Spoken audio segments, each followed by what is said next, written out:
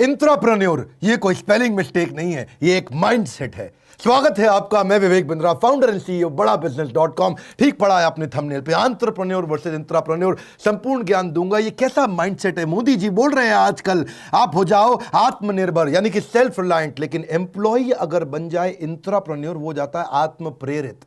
आत्मनिर्भर तो ये है, वो आत्म प्रेरित है, सेल्फ मोटिवेटेड। ये वो एम्प्लॉय है जो लेता तो तनख्वाह है पर माइंडसेट से एंटरप्रेन्योर के जैसा होता है। जब आपके लिए काम करता है, आपका खुद का विजन है, सेल्फ विजन, उसका होता है शेयर्ड विजन। अगर आपने इंट्राप्रेन्योर खड़े कर दिए, वो एम्प्लॉय जो आपकी तरह सोचते हो, एंटरप्रेन्योर की तरह काम करते हो, तो लेंगे तो तनख्वाह पर काम करेंगे कैसे? आग पीछे नहीं लगाते, सीने में लगाते हैं। एक क्लाइमेट बन जाता है कंपनी के अंदर रेडिकल और इंक्रीमेंटल इंप्रूवमेंट और इनोवेशन का। वो अपने आप नए इनिशिएटिव लेगा, अपने आप नए आइडियाज लेके आएगा। आपने उसकी जिंदगी में पंख लगा दिए हैं। क्या होता है ये इंट्राप्रेन्योर? एम्प्लॉय से बड़ा फर्क है। एम्प्लॉय तो स्लो स्पीड पे काम करता है, ये हाई स्पीड पे करता है। एम्प्लॉय प्रॉब्लम पे फोकस करता है, ये एक्शन पे फोकस करता है। एम्प्लॉय कहता है परिवार ही मेरा परिवार है, ये कहता है ऑर्गेनाइजेशन भी मेरा परिवार है। एम्प्लॉय नए इनिशिएटिव नहीं लेता, ये ओनरशिप लेता है और एक्सपेरिमेंटल इनिशिएटिव करता रहता है। एम्प्लॉय की आदत क्या बोलता है? मेरा काम नहीं, ये मेरा काम नहीं, मेरा तो बस यही काम है। और इंट्राप्रेन्योर बोलता है आई ओन दिस कंपनी।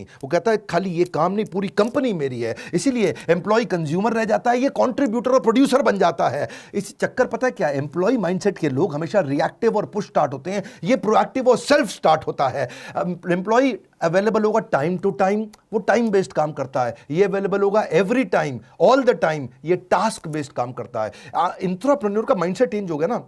अब उसको ये नहीं है 9 से 6 की जॉब करेगा, वो हर समय करने को तैयार है। क्यों? वो कहता है भाई काम खत्म करना है, टाइम नहीं खत्म करना है। काम खत्म करने को काम करना कहते हैं। एम्प्लॉय है ना, he gets paid for the time he spends. Intrapreneur he gets paid for the value he creates.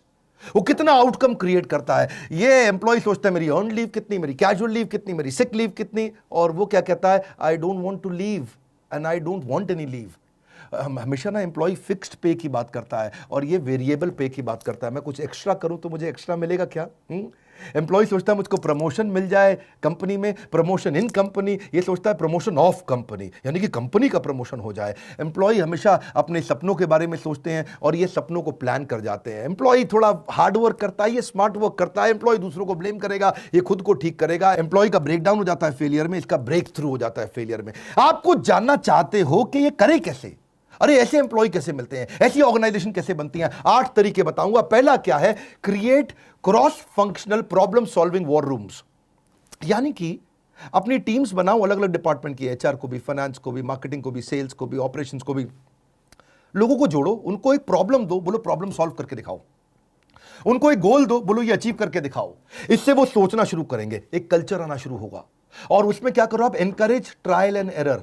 उनको बोलो छोटे छोटे अटेम्प्ट करो, छोटी छोटी गलतियां करो, कर दो, कोई बात नहीं, होने दो, छोटी गलती होने दो, लेकिन वो फिर गलती से सीखेगा। फेलियर को अलाउ करो।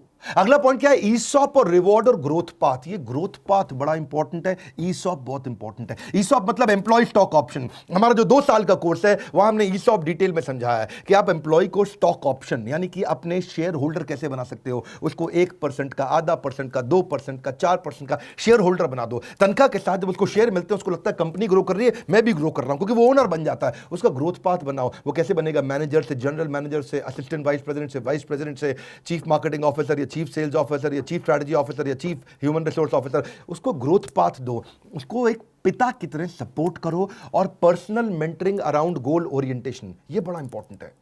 गोल्स क्रिएट करो। जिस ऑर्गेनाइजेशन में गोल्स क्रिएट करके क्लैरिटी देके मेंटरिंग 1 to 1, मतलब 1 to 1 अकेले में पीठ थपथपा करके, अगर आप दो डायरेक्शन, वो लेगा डिसीजन। मेरी बात सुनो, आपका काम है डायरेक्शन, उसका काम है डिसीजन। एकदम कल्चर बदलने लग जाएगा। एक और तरीका कल्चर बदलने के लिए कि थोड़ा कस्टमर के नजदीक जाओ, get closer to the customer.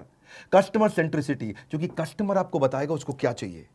Customer आपको ऑर्गेनाइजेशन में कहीं करेक्शन देगा, कहीं सजेशन देगा, कहीं इंप्रूवमेंट देगा, और उससे आपको आइडियाज जब आपके एम्प्लॉइज को, इंट्राप्रेन्योर को मिलेंगे तो वो करने की कोशिश करेंगे, क्योंकि आपने ऐसा कल्चर क्रिएट कर दिया। अगला point, every performance should be rewarded immediately.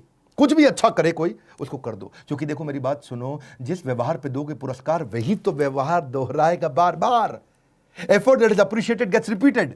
चक्कर पता है क्या है? कई एम्प्लॉय कैसे होते हैं, काम करो तब भी उतनी तनख्वाह, नहीं करो तब भी उतनी तनख्वाह, तो फिर क्यों करे? हा हा हा, सरकारी मेंटालिटी हो जाती है ना। इसको बोलते हैं कैरेट एंड स्टिक फॉर्मूला। आपको मालूम है हमारे देश के आईएएस ऑफिसर्स ने कभी बहुत बड़े बड़े रेवोल्यूशन नहीं किए, बड़े कम आईएएस ऑफिसर्स हैं जिन्होंने बड़े रेवोल्यूशंस लेके आए। जानते हैं क्यों? क्योंकि अगर वो कुछ बहुत एक्स्ट्रा करते हैं तो बड़ा इंसेंटिव मिलता नहीं है, और वो कुछ गलती कर बैठते हैं तो उनको पिटाई बहुत हो जाती है। कभी सीएजी, सीवीसी, सीबीआई वो सब रेड मारने आ जाते हैं। तो इस चक्कर में क्या है, उनको ना कैरेट एंड स्टिक फॉर्मूला नहीं है। स्टिक तो है, अगर आईएएस ऑफिसर गलती करे तो उसकी पिटाई होती है, लेकिन अगर वो कुछ अच्छा करे तो उसको कोई बड़ा इंसेंटिव, रेवेन्यू, रिवॉर्ड उतने बड़े मिलते नहीं हैं। आप कर सकते हो ये, आप क्या कर सकते हो? Share financial success with employees.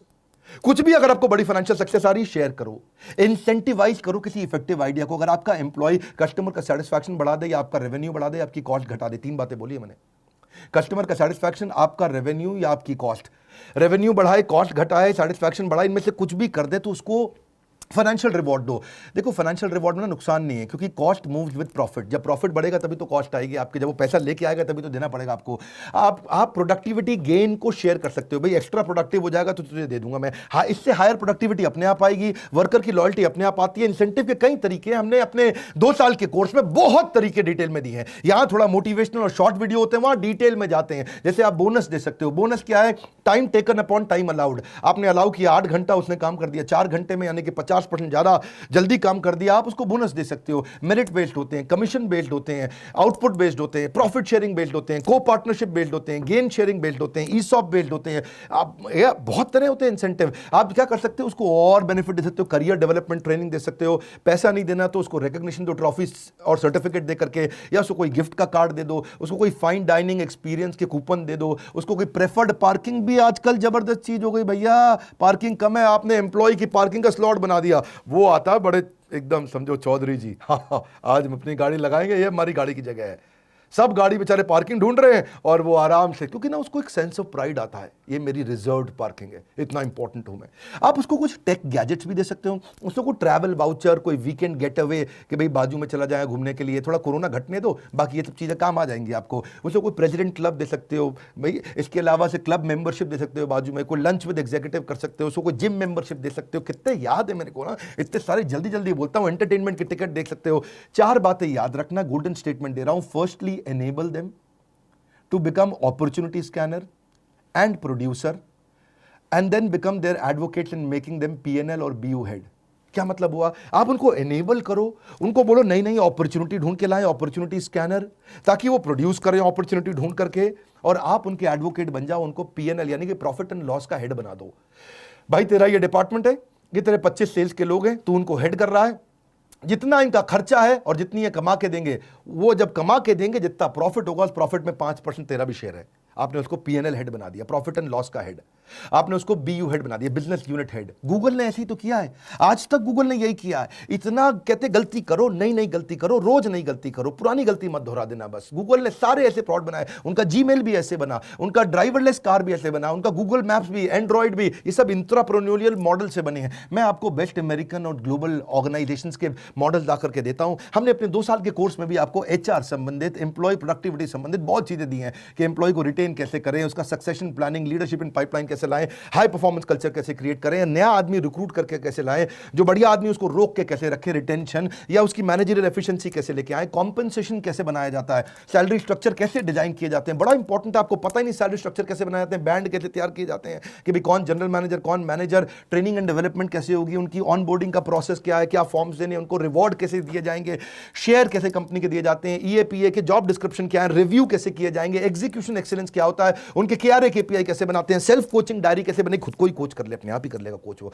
Self motivated है, आत्मनिर्भर, आत्म प्रेरित, दोनों ही चाहिए आपको। स्कोर बोर्ड बना दो उनके, एम्प्लॉय को एंटरप्रेन्योर कैसे बनाए, अमेजिंग टॉपिक्स है, छोड़ेंगे नहीं। भारत के व्यापारियों को वर्ल्ड रिकॉर्ड बनाने में लगे हुए हैं, दुनिया की सबसे पावरफुल कंटेंट और दुनिया के सबसे अफोर्डेबल रेट्स पे आपको दे रहे हैं। लाइक करके उत्साह बढ़ाइए। अगर बिजनेस कंटेंट भी आपको पसंद आता है, सब्सक्राइब नहीं किया तो इस तरह के वीडियोस आपसे छूट जाएंगे, उनको जरूर शेयर करो जो बिजनेस कर रहे हैं या करना चाहते हैं। हमारे साथ जुड़े रहने के लिए आप सबका दिल की गहराइयों से मुस्कुराहट के साथ धन्यवाद।